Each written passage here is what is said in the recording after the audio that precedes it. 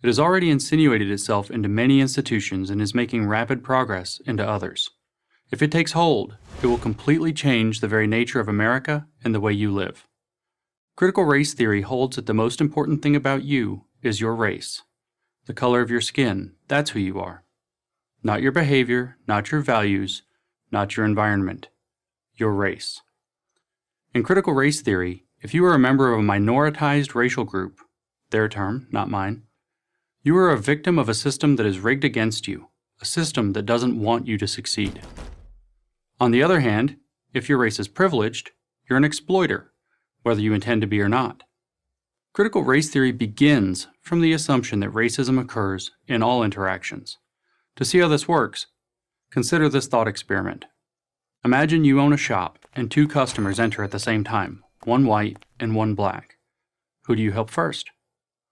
If you help the black person first, critical race theory would say you did so because you don't trust black people to be left alone in your store. That's racist.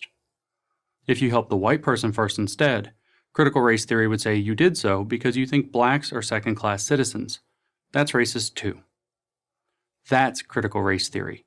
It can find racism in anything, even if it has to read your mind to do it. Critical race theory is a uniquely American invention.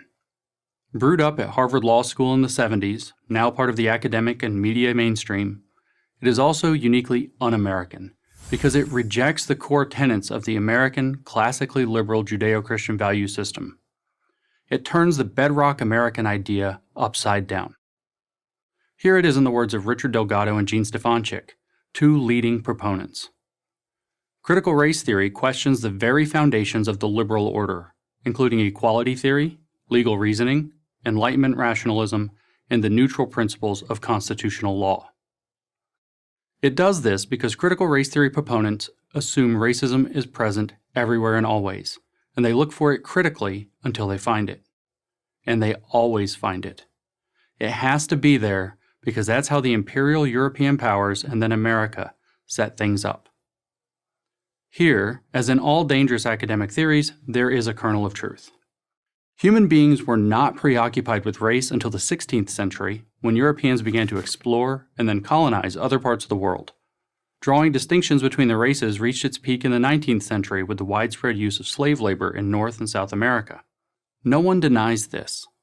But since then, the Western world, and most especially America, has spent a lot of time, money, and blood breaking free of its racist past. It's been a rocky road for sure, but great progress has been made. Critical race theory says all this progress is a mirage. Racism never died, never even faded a little bit. It just hid itself better. Critical race theory, therefore, is not a continuation of the civil rights movement. It is, in fact, a repudiation of it. To critical race theorists, Martin Luther King was both wrong and naive. White Americans can never judge blacks by the content of their character. They can only judge them, always unfavorably, consciously or unconsciously, by the color of their skin.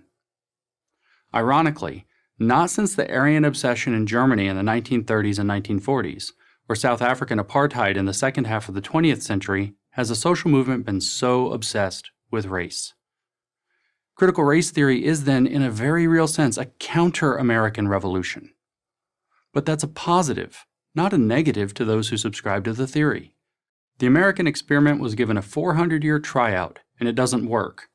So let's scrap it. That's what they believe. Is that what you believe? I'm going to guess that most of you don't.